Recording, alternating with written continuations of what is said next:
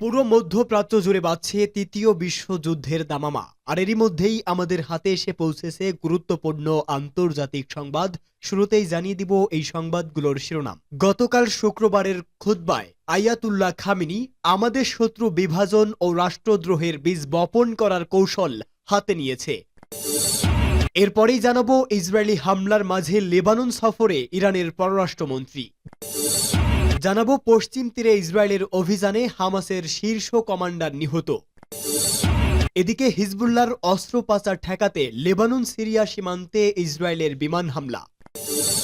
সর্বশেষ জানিয়ে দিব এবার হিজবুল্লাহর সম্ভাব্য প্রধানকে লক্ষ্য করে ইসরায়েলের বিমান হামলা। এতক্ষণ শুনছিলেন সংবাদ শিরোনাম, এবারে বিস্তারিত। গতকালের জুম্মার খুতবায় যা বললেন খামেনি।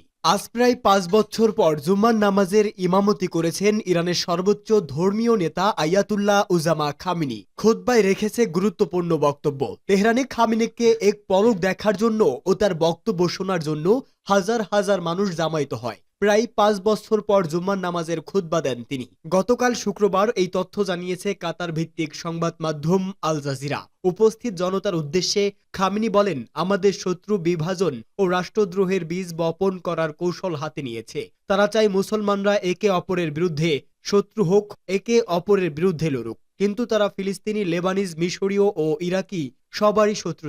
তারা ইয়েমেন ও সিরিয়ার মানুষের শত্রু। আমাদের শত্রু এক ও অভিন্ন, বললেন তিনি। খামেনি আরো বলেন, প্রতিটি দেশের শত্রুর হাত থেকে নিজেদেরকে রক্ষা করার অধিকার আছে মুসলিম দেশগুলোকে।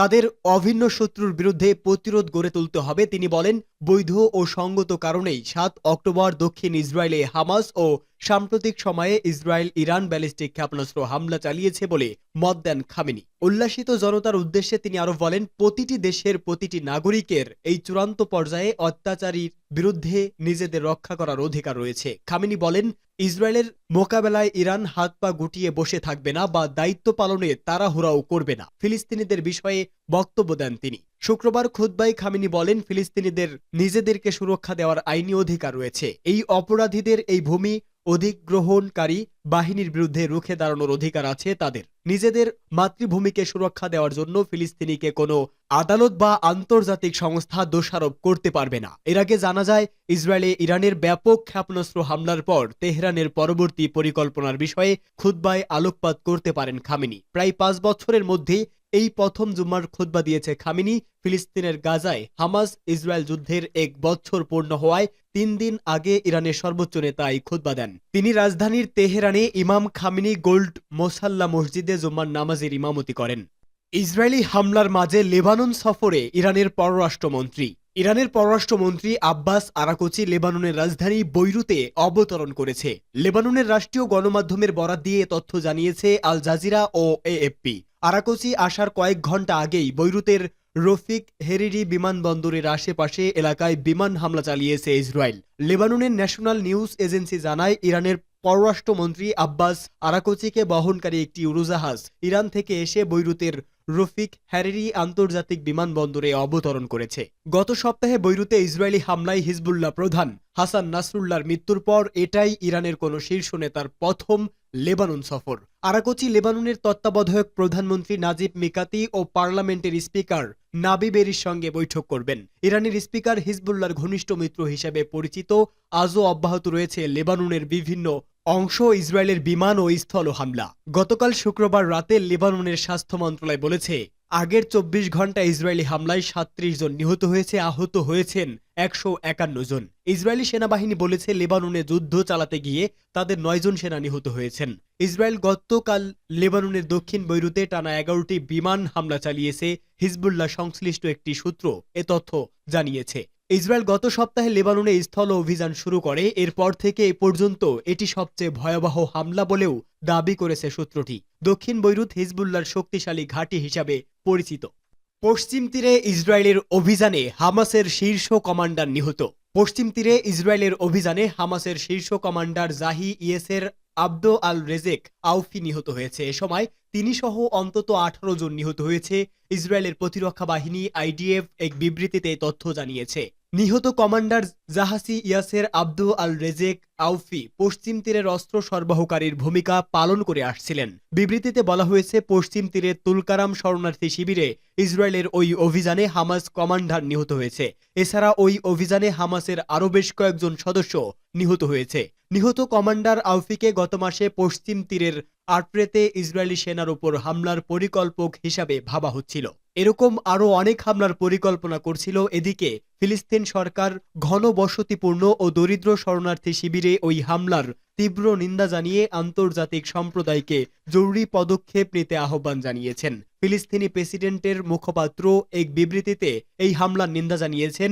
বিবৃতিতে তিনি বলেন, এ ধরনের হামলা কোনো পক্ষের নিরাপত্তা ও স্থিতিশীলতা আনবে না, বরং অঞ্চলকে আরও সহিংসতার দিকে ঠেলে দেবে। এছাড়া ফিলিস্তিনি স্বাস্থ্য মন্ত্রণালয় বলেছে, তুলকারামে হামলা চালানো একটি ভবনে, যেখানে একটি জনসমাগমপূর্ণ ক্যাফে ছিল।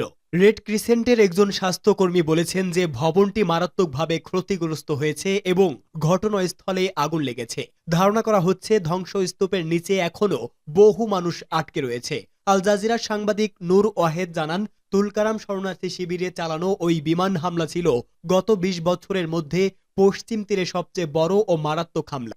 হিজবুল্লাহর অস্ত্র পাচার ঠেকাতে লেবানন সিরিয়ার সীমান্তে ইসরায়েলের বিমান হামলা। লেবানন কর্তৃপক্ষ জানিয়েছে, সিরিয়ার সঙ্গে সীমান্তে বড় আকারে বিমান হামলা চালিয়েছে ইসরায়েল, যার ফলে দুই দেশের মধ্যে সংযোগ স্থাপনকারী আন্তর্জাতিক সড়কে গাড়ি চলাচল বন্ধ হয়ে গেছে। আজ শুক্রবারের এই হামলার বিষয়টি এএফপির প্রতিবেদনে উল্লেখ করা হয়েছে।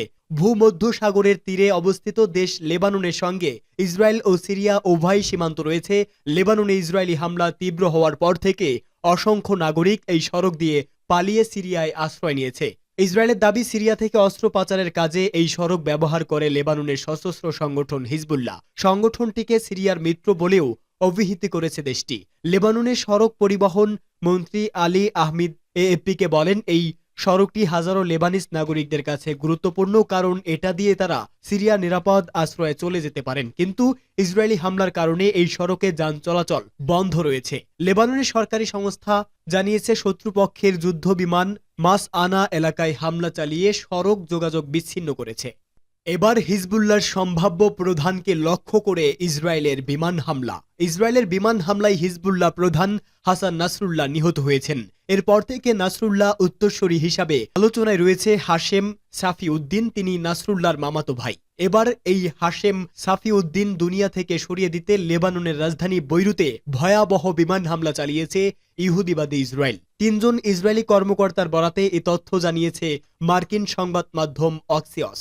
অক্সিয়সের এক খবর অনুযায়ী স্থানীয় সময় বুধবার রাতে বৈরুতে হিজবুল্লাহ নির্বাহী কমিটির প্রধান হাশেম সাফি উদ্দিনকে লক্ষ্য করে বিমান হামলা চালায় ইসরায়েল। তবে তিনি কি অবস্থায় রয়েছে তা এখনও জানা যায়নি। হাশেম সাফি উদ্দিন নির্বাহী কাউন্সিলের প্রধান হিসাবে হিজবুল্লাহর রাজনৈতিক বিষয়গুলো তত্ত্বাবধান করেন। তিনি জিহাদ কাউন্সিলের সদস্য, যা প্রতিরোধ দলটিকে সামরিক কার্যক্রম পরিচালনা করে। একজন ইসরায়েলি কর্মকর্তা বলেছে, বৈরুতের দক্ষিণের একটি শহরে এই হামলা হয়েছে। সেখানে হিজবুল্লাহর অনেক স্থাপনা রয়েছে। হামলার সময় হাশেম সাফিউদ্দিন গভীর ভূগর্ভের একটি বাংকারে অবস্থান করছিলেন। তবে হামলায় তিনি নিহত হয়েছেন কিনা তা এখনও স্পষ্ট নয়। লেবাননের সংবাদ মাধ্যমের বরাতে গত সপ্তাহে নাসরুল্লাহকে মারতে যে হামলা ইসরায়েল করেছে তার চেয়েও এবারের হামলা অনেক ভয়াবহ ছিল। তবে হতাহতের সংখ্যা এখনও জানানো হয়নি।